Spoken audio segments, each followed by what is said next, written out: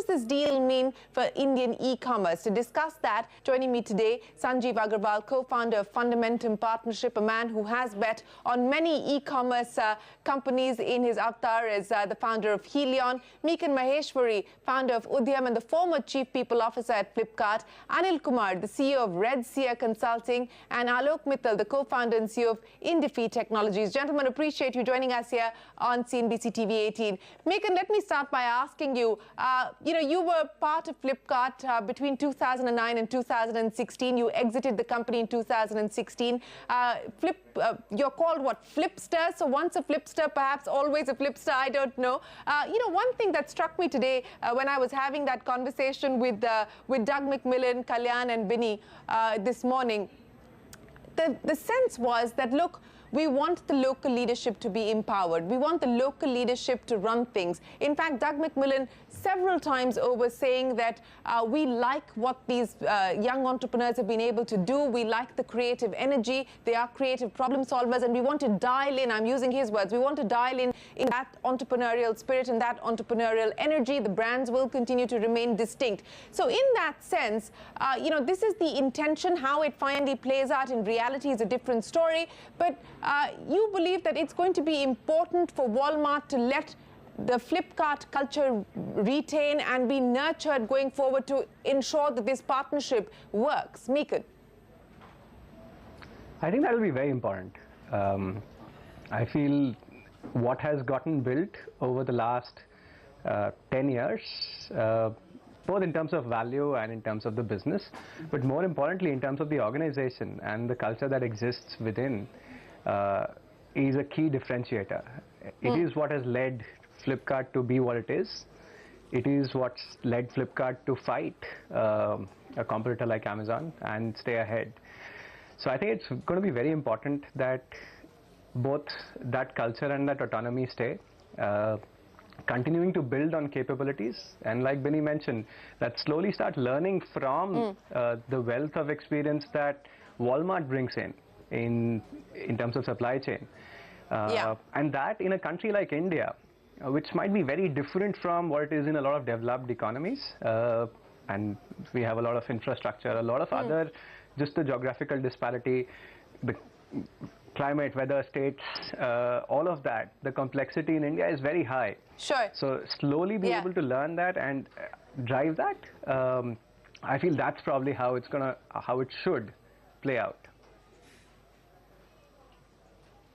Yeah, I can see that you're wearing your Flipkart T-shirt. So as I said, perhaps once a Flipster, always a Flipster. But let me go across to Sanjeev Agarwal now. And Sanjeev, you've bet on many e-commerce companies in your avatar at Helion. What does this mean as far as Indian e-commerce is concerned?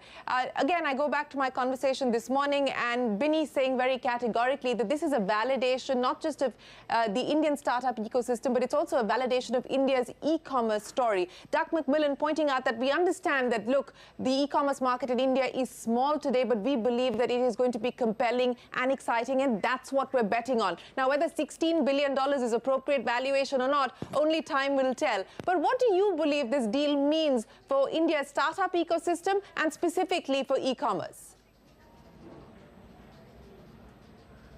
No, I think, Shireen, that's a great question. We all know that this startup ecosystem is now probably a decade old. And one of the big missing pieces was that a lot of capital had come into the ecosystem, but very little had gone back. And when you compare this with China, I think the velocity of returns was much faster. So I think this payday actually for venture investors will give a lot of confidence to limited partners that India is for real. I think India had promised, but so far India had not delivered on its promise. So this nothing like seeing the actual so now it is promised delivered at a fairly mega scale.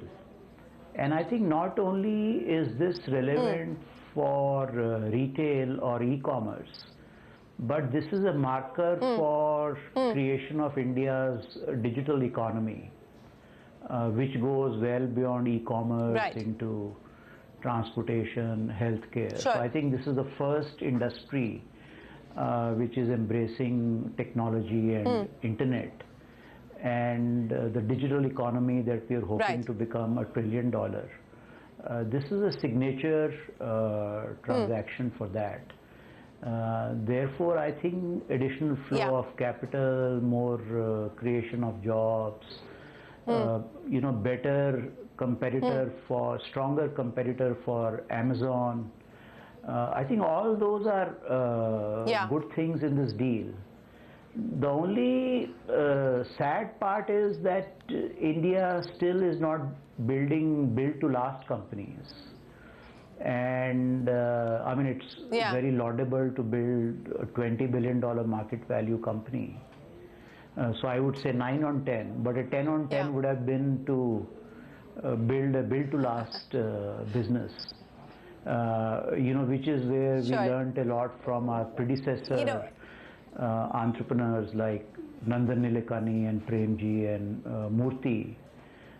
So I think a great job in getting this started, but I do feel that Indian entrepreneurs in the internet economy are good at ideation and getting started. But we have a long way to go before we start patting ourselves on our backs.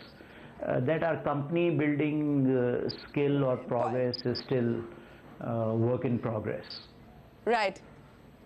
Okay, so we're good at starting up, not necessarily great at scaling up, and we need to focus much more on building companies that last.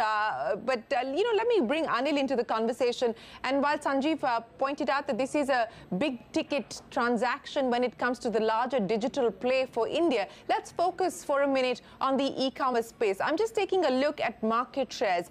Flipkart, the leader with 39.5%, Amazon 31%, and Paytm Mall much smaller at about 5.6%, and then you have a bunch of others. From an e-commerce perspective now, we've just seen, in fact, it was ironic that the day this deal was announced, the night before, Amazon, the parent of Amazon, India, decided to pump in more money here into the country. What do you see this doing as far as the e-commerce play is concerned? Is this now going to be a three-way battle between Bezos, Walmart, Flipkart, and of course Alibaba? Sure. I think as per our estimates, the market size of Indian e-commerce, which is e-tailing, which is we are talking about just the products, is roughly about $18.6 billion as of calendar year 2017. There are varying estimates of who has what kind of a market share. According to us, Flipkart Group has about 46% market share. Flipkart standalone might have about 39%. And then this other numbers look similar. So increasingly what we're seeing is that the market is being cornered by the larger players and larger horizontals. So even if you look at the last year's growth rate, Flipkart and Amazon and maybe to some extent Paytm were the ones which had a high double-digit growth rate. And the verticals and the smaller horizontals have been struggling quite a bit. We feel that that's going to continue going ahead, and for some time, at least next couple of years, you would see that either there are large horizontals like Flipkart, Amazon and Paytm who would have a say, or there would be very super specialized verticals like Nykas of the world who are bringing a different value proposition altogether. So in my mind, yes, it would be a three-way battle between Alibaba, SoftBank combined, Walmart, Flipkart and Amazon.